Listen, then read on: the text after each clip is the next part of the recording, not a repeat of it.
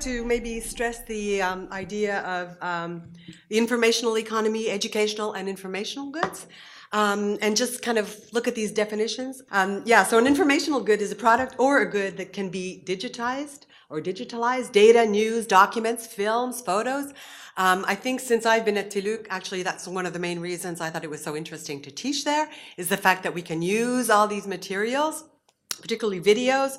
When I was teaching in a classroom, I could, say, well, I did some research and somebody in this company told me this and that. I'm in human resources.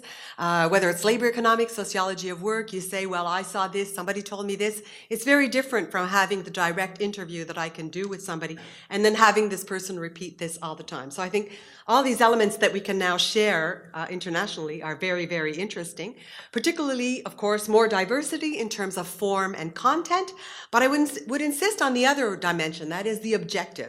Obviously, one which seems particularly important to me is the adaptation to the diversity of learners. As in the labor market in general, we used to have men, on the average age, whatever.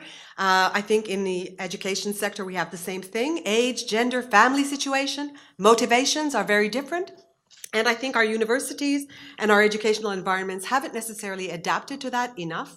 And the second element that I think is very important, and that's one of the reasons I liked to use video so much, is the adaptation to the diversity of formats, and particularly in terms of producing more emotion, more connection. We know that, when you look at TV, a video on something or other, you can sometimes feel maybe more emotion than if you're just reading the document. So I think that is important. And it can, of course, produce eventually better learning. At least that's what we hope. We can eventually discuss that. In terms of the various types of goods and services, leading to what we will call learning always and everywhere. In my field, in sociology of work and labor economics, we even say people now are working here, there, and everywhere. So now what we would hope for the future is maybe that we can be learning here, there, and everywhere, which is not exactly the case yet. So I think we went from goods that were difficult to share. If I shared with somebody like an apple, well, I lost what I was sharing with the other person. There was a loser and a winner.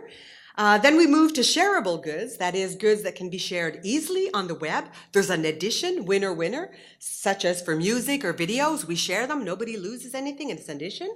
And now we're moving to more what we call collaborative goods. Like if in my courses I have blogs or other things like this, what I share, my comments come back better because other people feed into it. So eventually, not only is it winner, but it's multiplied.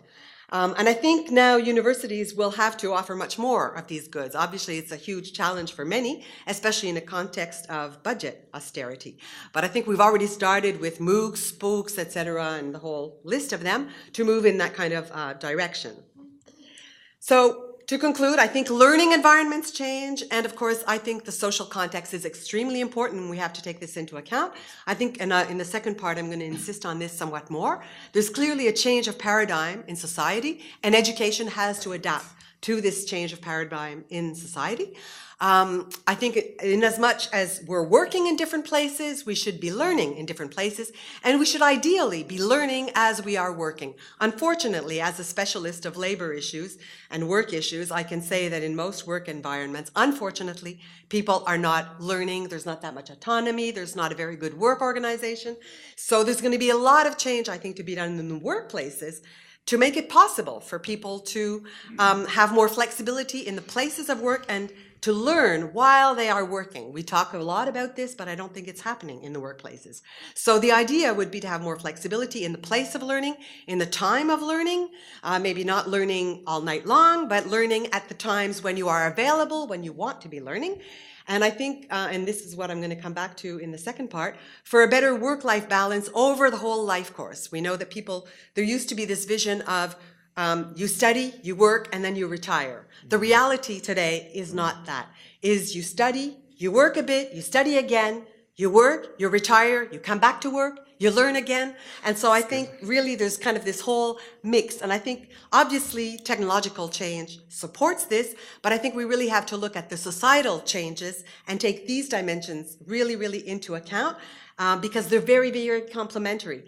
And I think we can't just come and offer some technologies or technological change if we don't take into account what I refer to as the demographic changes. Who is learning? Where are they learning? When are they learning? When should they be learning? How should they be learning? So I conclude on that, and I'll develop a little bit more later.